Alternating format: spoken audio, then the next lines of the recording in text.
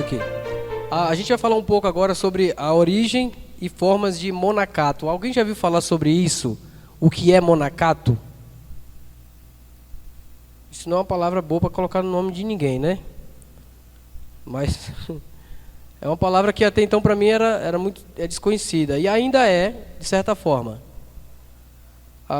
Alguém quer se arriscar em poder falar o que é isso? Monacato? Monasticismo? É até difícil de falar a palavra. Não? Vou mandar. Monacato. O que é monacato, né? É a prática de abdicações dos objetivos comuns dos homens em prol da prática religiosa. É a ideia de viver só, enclausulado. Viver apenas com o Senhor.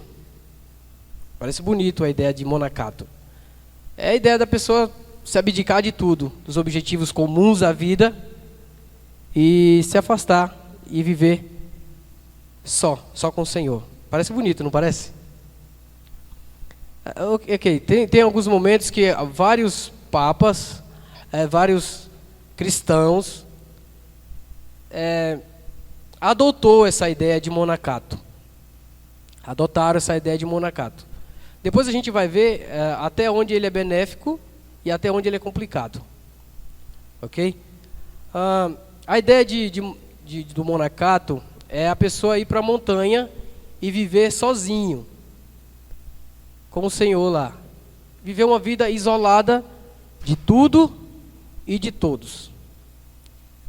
Uma vida de total concentração para que todos os seus objetivos sejam voltados para o Senhor. E viver apenas lá com o Senhor. Várias religiões têm elementos monásticos, embora e usando a expressão diferentes, muitos deles. Por exemplo, os elementos monásticos aí é o budismo, o cristianismo, hinduísmo e o islamismo. A gente vê diretamente homens que vivem uma vida totalmente isolada do que a gente fala sociedade. Eles se afastam de todo mundo e falam: por que fulano fez isso? Ou Beltrano, por que ele está afastado? Eles acreditavam que tendo uma vida solitária e uma vida de freio ao próprio corpo, né, eles iriam assim ter um encontro com o Senhor. A ideia do caminhar parece que é até bacana. Mas a Bíblia nos alerta sobre a questão do isolamento, do não viver em comunhão. A comunhão que ele tinha era apenas com Deus. A Bíblia pede para a gente ter comunhão com Deus? Sim, isso é fato. Devemos ter comunhão com o Senhor, com o próximo. Mas o que diz respeito às outras pessoas, parece que a ideia do monacato, ela isola isso. Ela isola isso. E deixa com que a pessoa apenas ela viva sozinha, para si. Ao decorrer do tempo, a gente vai ver que isso foi mudado. Isso foi mudado e quando o monacato ele começou a aparecer, ele desempenhou um papel importante, eclesiástico na Idade Média. Embora as igrejas protestantes tenham rejeitado o ideal monaquista, até hoje os religiosos são um instrumento essencial na Igreja Católica Romana. A Igreja Protestante ela bateu o pé e caiu fora. Falou: não, peraí, não. Né? Mas a gente vai ver por que eles bateram o pé e vai ver também por que a Igreja Romana, né, a Igreja lá de Roma, acabou adotando essa ideia do monaquismo, monasticismo. Os irmãos pegou a ideia do que é isso? Deu para ter uma ideia mais ou menos? Eu preciso falar de novo. Tem dúvida aí, pode levantar a mão aí que a gente tenta andar junto aí.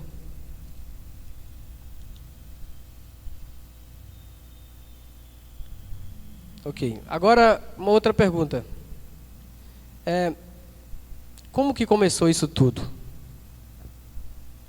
A gente fala de monarquismo, aí eu falo que monarquismo é isso. né, dão um panorama do que é monarquismo. Mas quando teve início isso tudo? Né, surgiu antes da igreja, após a igreja já ter estabelecido, a igreja de Roma está lá assumindo o poderio, entre aspas, né? Quando que isso começou? Vamos lá. Mais uma vez eu vou lendo aqui, depois eu vou dar destaque a algumas outras coisas que foram surgindo. Eu vou ler, os irmãos prestem atenção, por favor. Desde o início se levantam as questões quando a vida cristã, ela ser perfeita. Desde o início se levantam as questões quanto à vida cristã ser perfeita. O que é isso, né? O que é a vida cristã? Como pode viver esta vida? São perguntas que são feitas. Envolve transformações de toda a sociedade? É necessário fugir da sociedade não cristã para não ser contaminada por ela? Entenda que isso aí ele vai dando um desfecho para falar um pouco sobre o monasticismo. Pode-se viver em grupo ou apenas individualmente? É possível isso? No primeiro e segundo séculos, os cristãos eram um número muito pequeno na sociedade. Em meados do terceiro século, milhares ingressaram na igreja. Até o fim do quinto século, a vasta maioria dos cidadãos do Império Romano professou ser cristão. Nesse último período, a partir de Constantino, a disciplina relaxou e a lacuna entre o ideal cristão e a realidade da cristandade se tornou muito grande. Então, o monarquismo surgiu em parte como reação contra a frouxidão espiritual e em parte como resultado das insatisfações geradas pelo próprio ensino de Jesus. Deu início aí ao monacato, ao monasticismo. Eles acreditam que chegou um momento em que a igreja frouxou as suas rédeas, e a gente sabe que aonde não há ensino divino, onde não há disciplina do Senhor, os povos se desviam. Onde o Senhor não fala, onde o Senhor não dá as diretrizes, o povo acaba se desviando. E aí quando o povo se desviam, as ditas idolatrias, os falsos ensinos acabam surgindo. Isso é algo completamente verdadeiro. Se você não der lugar à voz do Senhor e não ficar atento ao que o Senhor ensina, você vai ficar atento a um outro ensino. Você vai acabar dando ouvido a um outro ensino que não é o do Senhor. Então foi isso que acabou acontecendo ali no seio da igreja, né? Com a frouxidão, alguns dizem que foi por causa da frouxidão da igreja, né, que esse surgimento apareceu, esse fenômeno apareceu.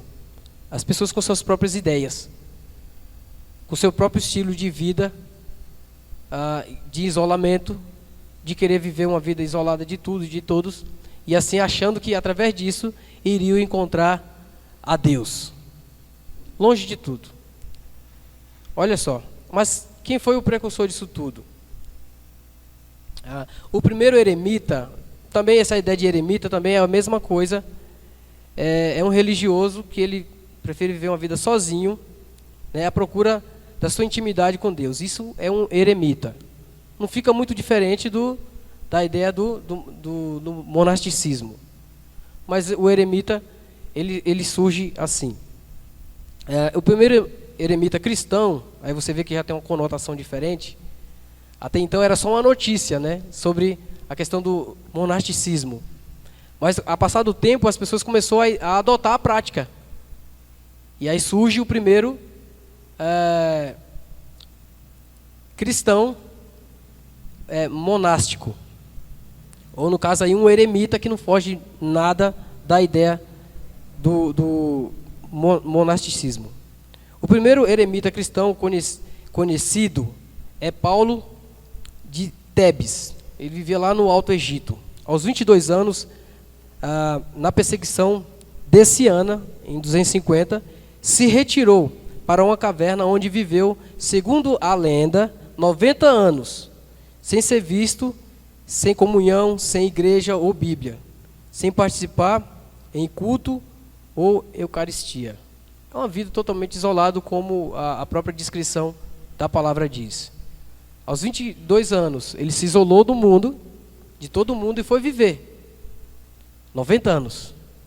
Imaginem. Ele se isolou aos 22 e viveu 90 anos isolado. Sem a Bíblia, ou seja, sem nenhum fortalecimento ou ensino do Senhor. Sem cultuar. Ele se dizia cristão aqui, a informação que dá aqui é que diz que ele era cristão. No caso, sem participar de culto algum.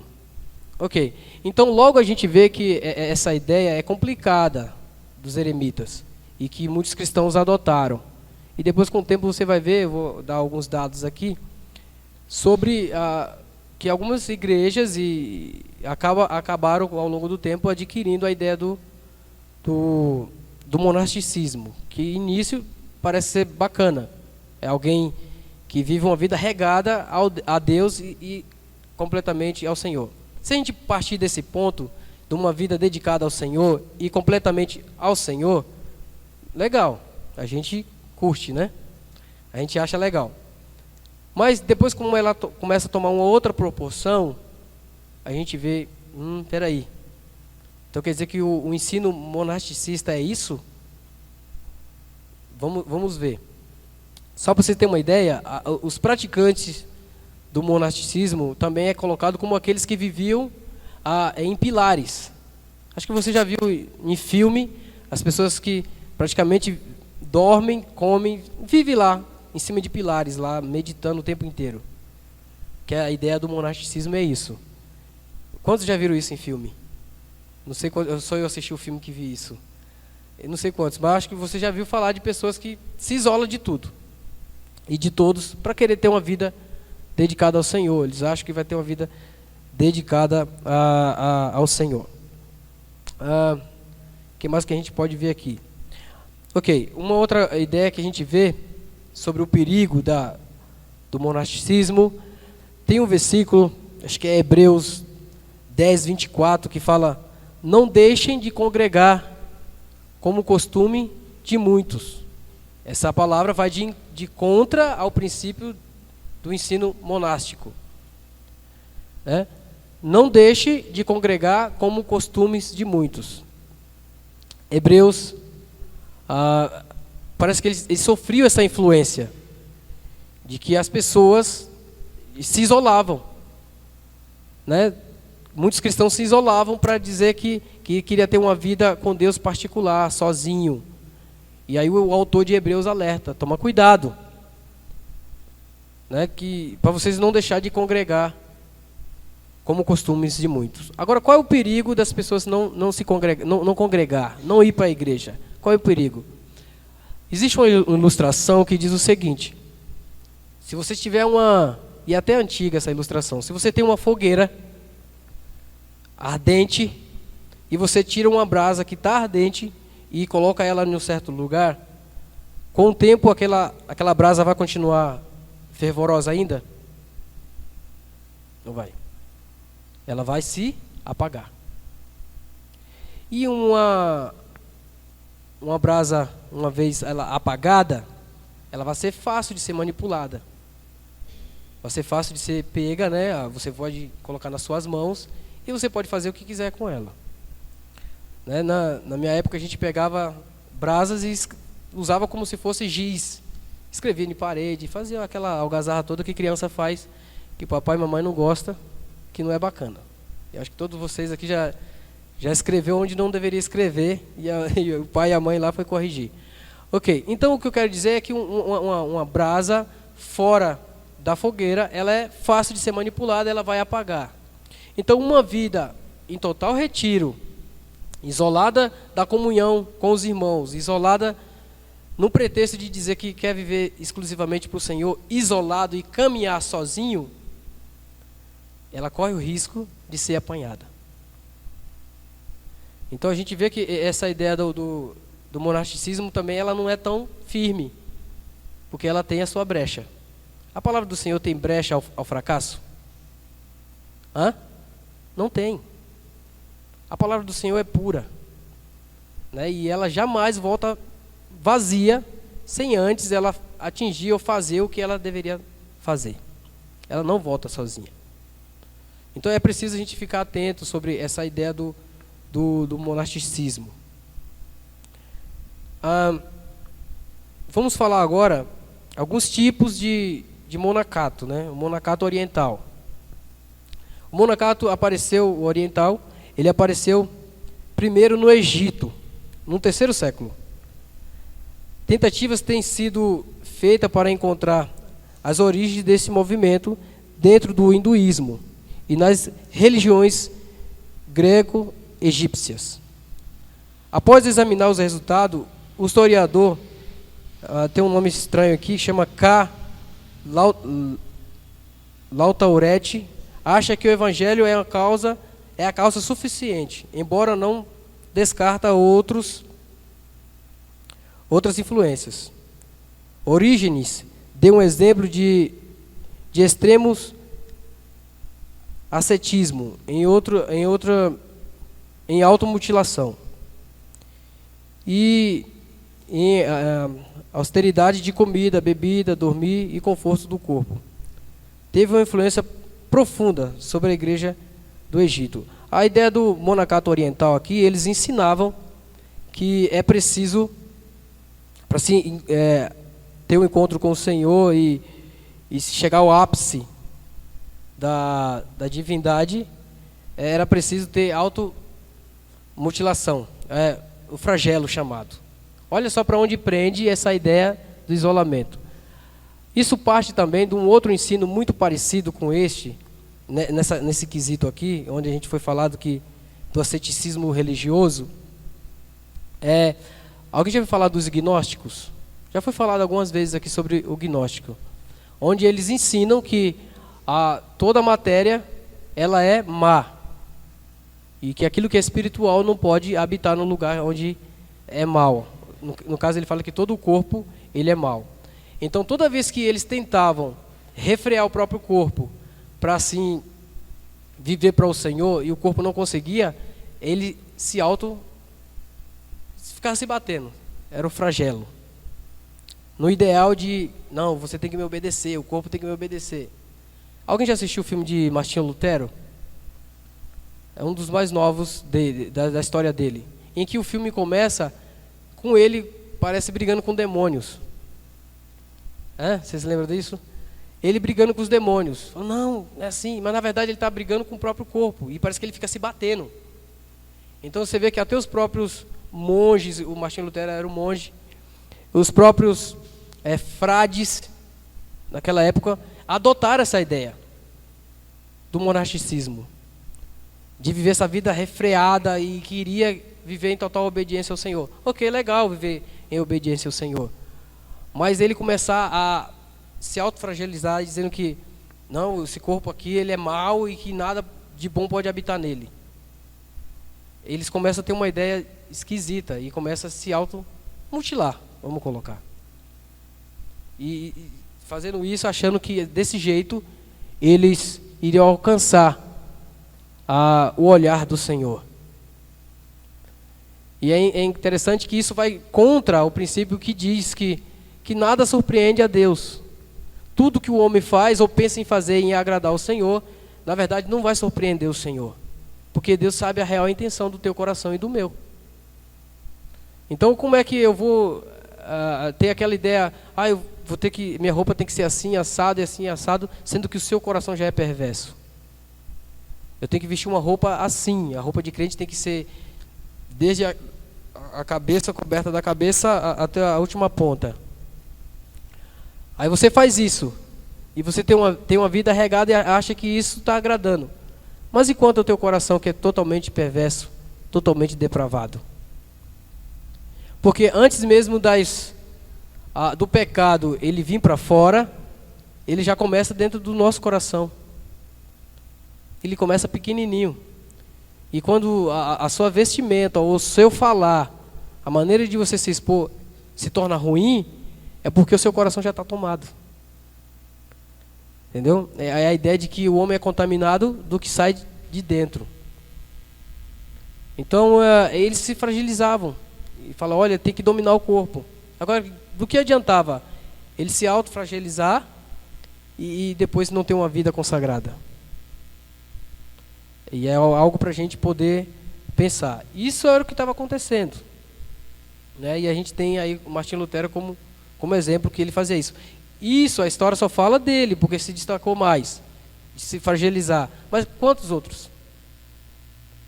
Quantos outros? E todos aqueles que adotavam essa vida do asceticismo, ou então o monacato, era chamado de monges, ou monja, né, por causa da mulher. É até esquisito falar assim.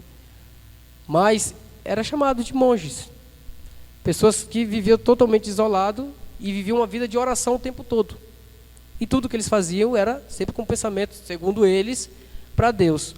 Mas muitas vezes era o pensamento voltado para o Senhor, mas às vezes também eram umas práticas complicadas. Penitências. São as coisas que aparecem nos dias de hoje. Olha, para eu alcançar o Senhor, eu preciso fazer algumas coisas. Você já viu disso nas igrejas? Não. É ensino monástico. É um ensino que vem de lá. Qual o impacto que isso trouxe para a igreja? Foi isso. Está entendendo? As pessoas falam, olha, eu preciso, no final de ano, pular lá as ondas lá do mar, porque senão as coisas boas não vão acontecer. De onde vem isso? De onde veio o pensamento, se não disso daí? Eu não sei se vocês já ficaram atentos a isso, mas depois de ter lido isso daqui, eu acabei ficando. Eu posso estar errado. Como eu já falei mais uma vez para os irmãos, por favor, investiguem. Vai tirar suas próprias conclusões. Tudo aquilo que é fora da Bíblia, por favor, duvidem. Tudo aquilo que a Bíblia não relata, que não está aqui dentro, por favor, duvidem. Corram atrás. Procure saber se realmente era assim mesmo. E mesmo aquilo que a gente expor, tanto eu como o Ronest, o Gideon, o pastor ou qualquer outra pessoa que sobe aqui nesse púlpito para falar qualquer coisa da palavra do Senhor, você, por favor, investigue. Veja se de fato é assim. Não acredite em tudo que a gente fala. Acredite em tudo que a Bíblia fala. O que as pessoas dizem por aí ou o que a gente falar, duvidem. Mas acredite plenamente na palavra. Na palavra.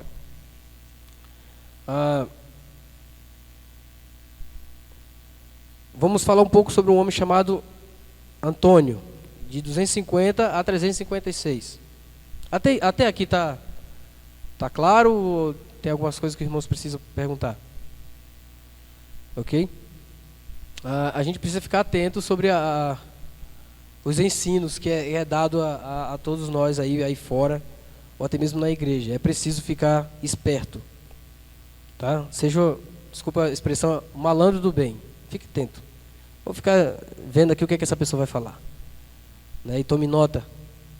Se possível for, traga caderno, escreva no seu celular, ou o que a gente falar.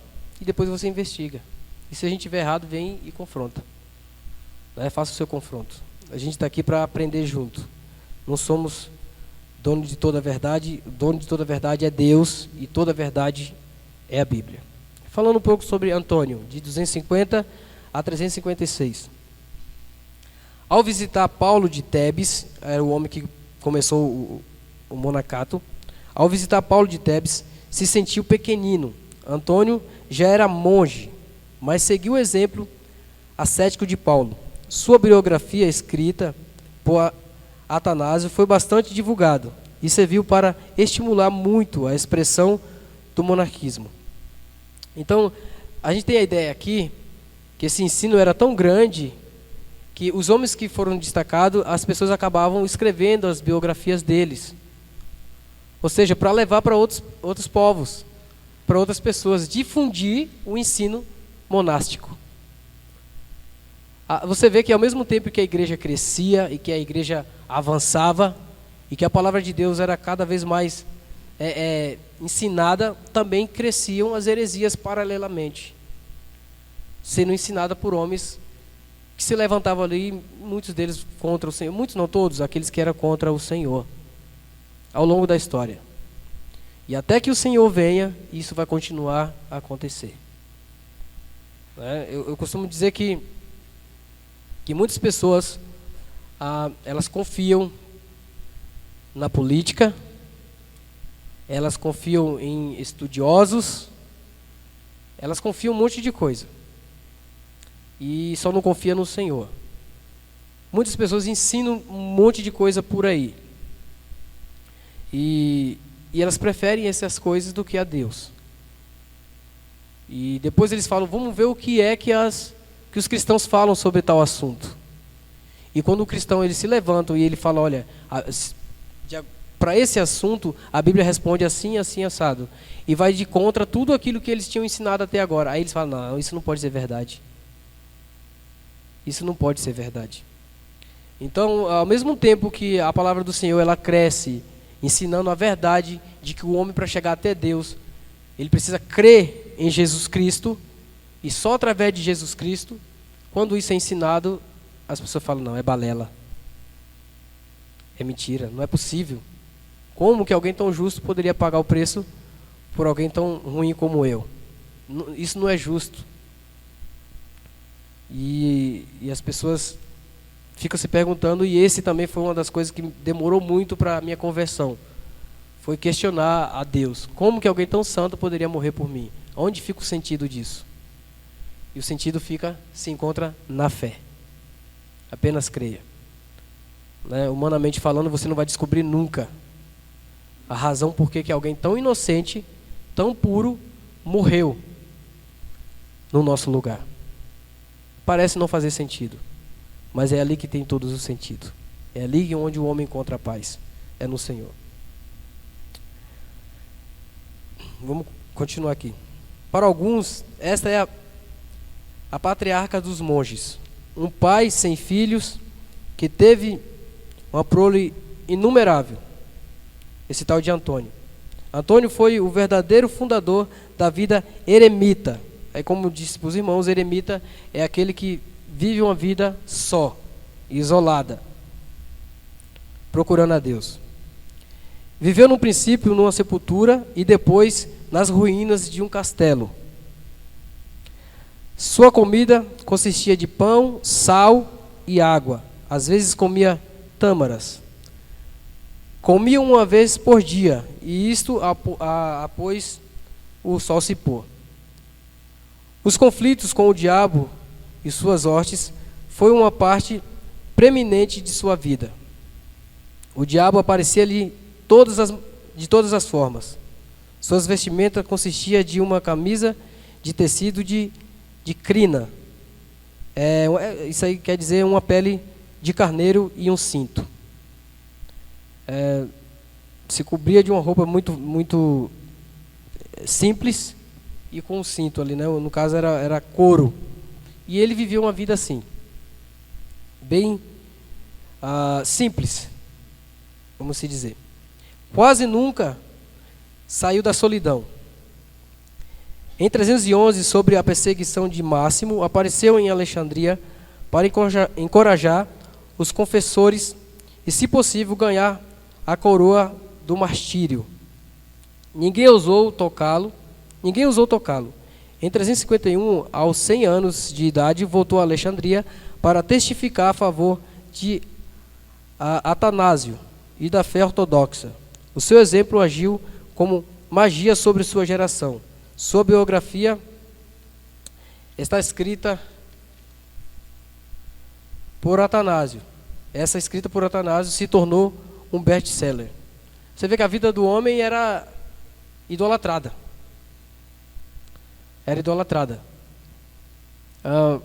Mas é interessante que essa ideia de você escrever sobre a vida de alguém, seja ela boa, uma pessoa que deu bom testemunho ou não, se estendeu até os dias de hoje.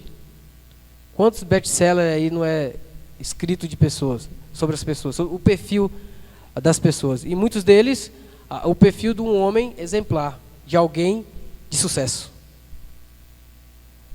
No caso aqui, eles escreveram como alguém que supostamente agradou a Deus, né? E era ensinado de geração a geração acerca desses homens, né? Sobre esse homem aí. Deixa eu ver mais alguma coisa que a gente pode falar. Ok, olha só a difusão disso tudo. Eu não sei como é que fala o nome desse cidadão aqui. Cristótomo, sei lá como é o nome desse aqui. Recomendou sua leitura. Agostinho foi levado por ela a renunciar ao mundo. Dentro da própria vida de Antônio, o deserto foi povoado por eremitas. O monarquismo se tornou o meio mais rápido para ser famoso na terra e garantir recompensas eternas no céu. Vejo que isso aqui é acompanhado sempre com um certo favor, parece. Né? O jeito de viver do monarquismo se tornou o meio mais rápido para ser famoso na terra e garantir recompensas eternas no céu. Gente, tem como a gente ter recompensas lá? Humanamente falando. Porque o mais que a gente se esforce para fazer a vontade de Deus, parece que é inútil. Por mais que a gente trabalhe e lute, humanamente falando, parece que é complicado. Agora, como que as nossas manifestações, tão horrendas muitas das vezes, com um interesse ruim, é capaz de agradar alguém que é tão perfeito? Até o amor, desculpa aí, quem tem filho, até o amor que você tem para o seu filho, muitas vezes é baseado em troca. Né? Porque à medida que você ama o seu filho, parece que quando ele dá trabalho, parece que o seu amor tende a se esfriar por ele. Ou o amor que você tem pelo seu marido ou pela sua esposa, se esse amor não é dado de volta, parece que você se esfria. Fala, não, peraí, como é que pode?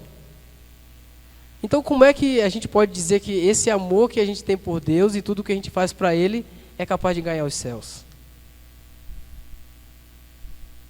Gente, mais uma vez voltando, e desculpa por bater na tecla de novo. Nada que você fizer vai surpreender a Deus. Ele sabe de tudo. Mas é da minha e da sua obrigação adorá-lo. A gente necessita adorar a Deus. A gente necessita ter comunhão com Deus. Eu não sei como é que esses homens viveram tanto tempo isolados e sem falar com ninguém. Se eu ficar um tempão sem falar com ninguém, eu acho que eu endoido. A Dani sabe o quanto que eu falo em casa e quanto que eu falo quando eu estou com alguém. Ontem a gente estava conversando com os meninos ali, coitado deles, mais eu falei do que eles falaram, né, Nael? Eu não sei como é que essas pessoas, mas eu necessito conversar. Eu necessito de calor humano, eu preciso estar perto das pessoas. Eu não sei se isso é típico do povo daqui, mas pro lado lá de onde eu venho, as pessoas precisam conversar com as outras. Às vezes você fala oi para a pessoa não responde, mas você não está nem aí. Eu falo, amanhã se ela não quiser falar de novo, eu vou falar de novo. Bom dia, boa tarde, responda se quiser. Mas a gente necessita que as pessoas conversem com a gente precisa que as pessoas conversem. Você fica triste quando você vem na igreja e ninguém fala com você. Você vem muda e sai calada. Agora, como que um homem desses, ou mulheres dessa época, conseguiu viver assim?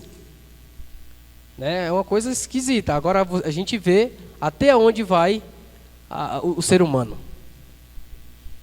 Eu acredito que muitas dessas manifestações é porque as pessoas acabam se amando demais. Eu preciso ficar lá isolado, porque eu não quero conversar com ninguém, eu quero ficar lá.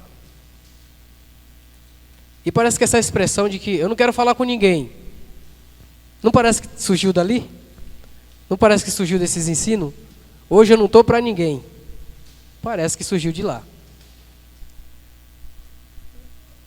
Pode ser que até seja só um pensamento meu, mas eu levo meus pensamentos a crer nisso.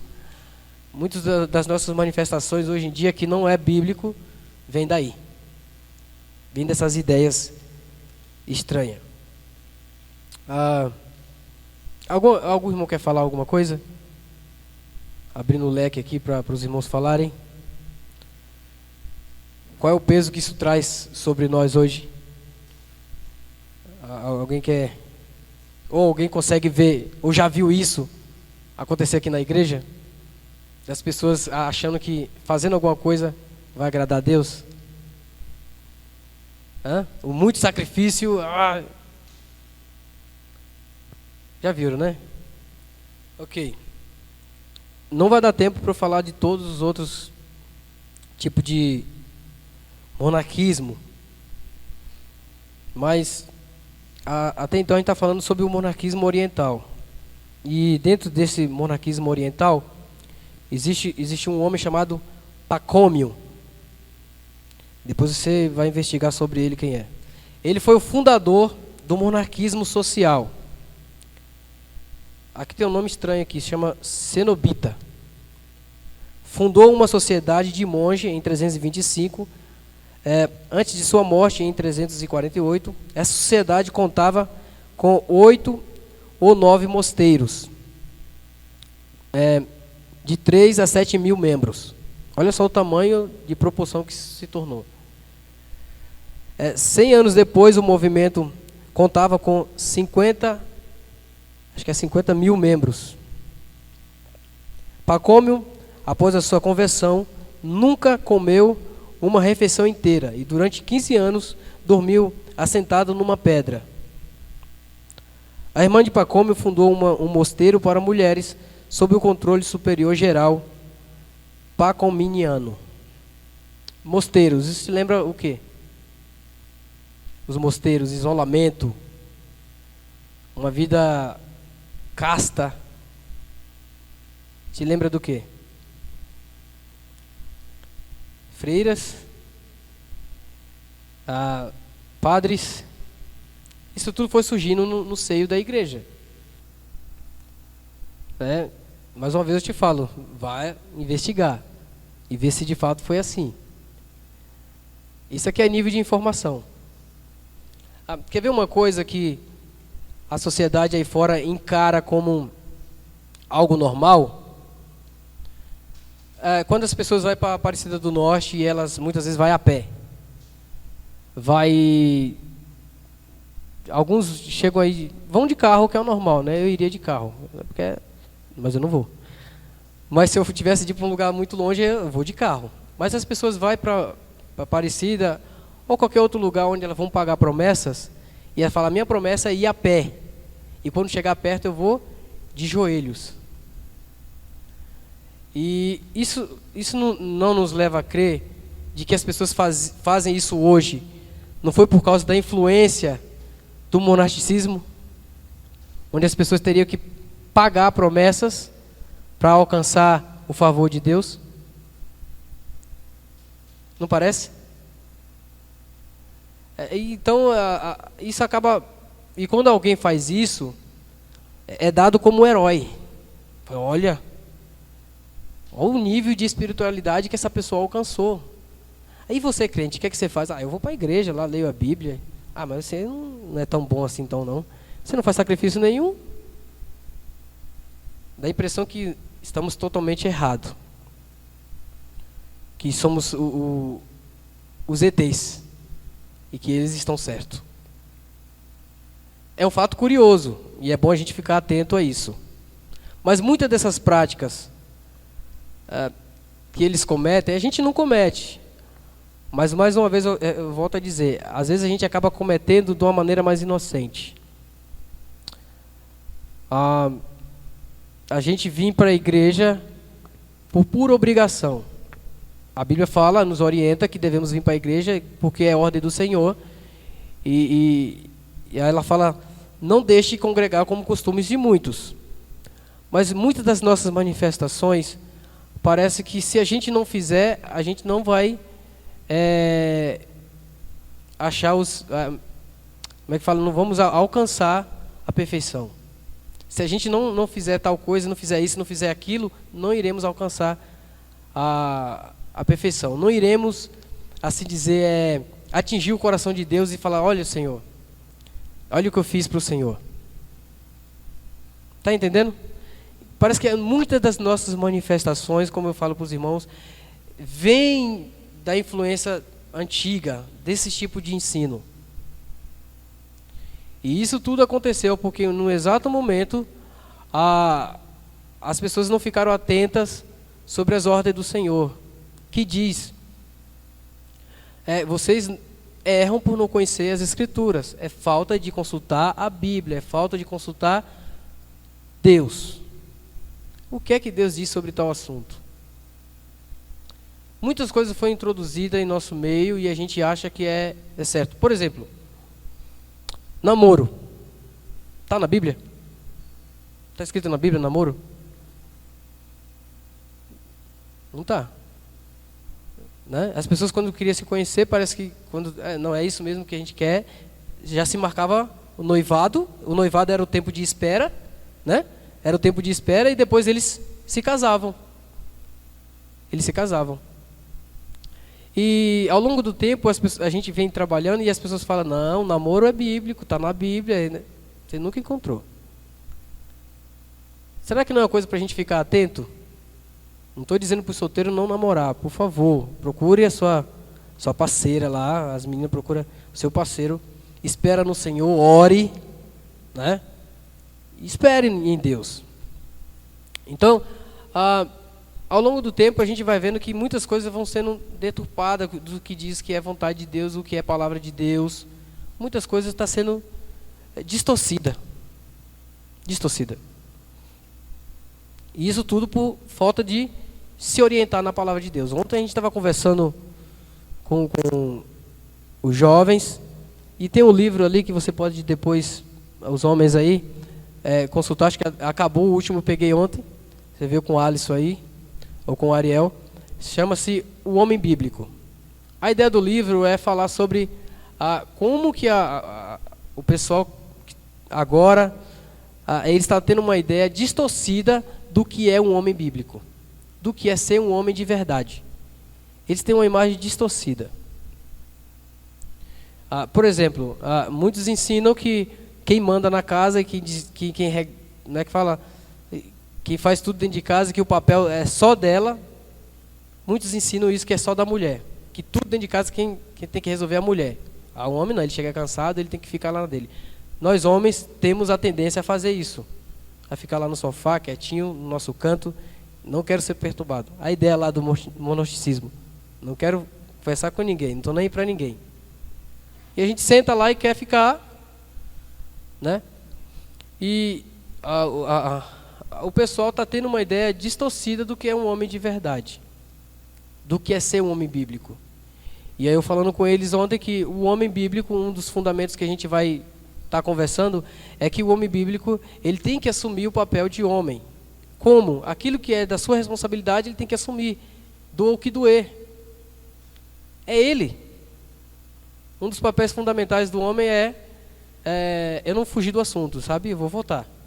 Um dos papéis fundamentais do homem ali é fazer com que tudo na casa funcione.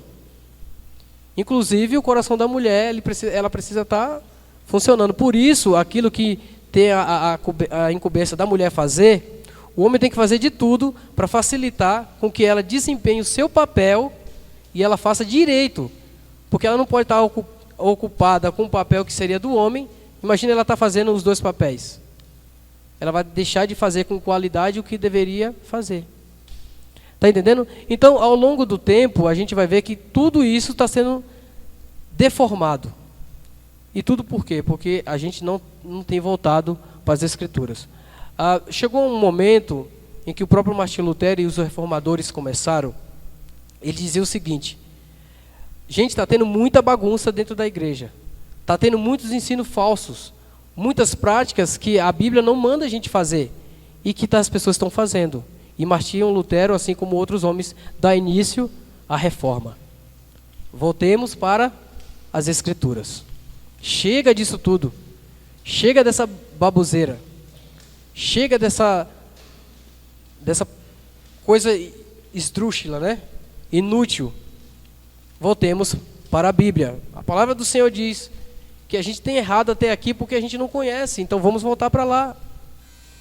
E aí não só Martinho Lutero, como muitos homens, e até os dias de hoje, têm pago o preço por levar a palavra do Senhor a sério, por fazer a vontade do Senhor. O irmão ia falar alguma coisa? Então, fiquemos atentos, né? Por causa de tempo, eu não vou falar mais um outro assunto aqui. Eu ia acabar entrando na ideia da queda de Roma e a evangelização da Europa. Mas eu creio que aquilo que foi falado até aqui é de maior interesse nesse momento. É de maior interesse nesse momento. Então, voltemos às Escrituras. O hino que foi escolhido, um foi propositalmente e o outro depois acabou sendo de propósito, foi praticamente baseado nisso. Aí a gente vê a intervenção de Deus, a orientação de Deus. Mesmo a gente falhando, não planejando o culto direito, acabou que Deus, por misericórdia, nos levou a canção que diz que nada irá nos separar do amor de Deus. Nada. Seja as influências mundanas, seja os ensinos tortos que o mundo tem oferecido, e que às vezes acaba surgindo do próprio seio da igreja, ou qualquer outro tipo de coisa, as criaturas, seja a Satanás, nada irá nos separar do amor de Deus. Nada. Então fiquemos atentos e voltemos para as Escrituras. Amém?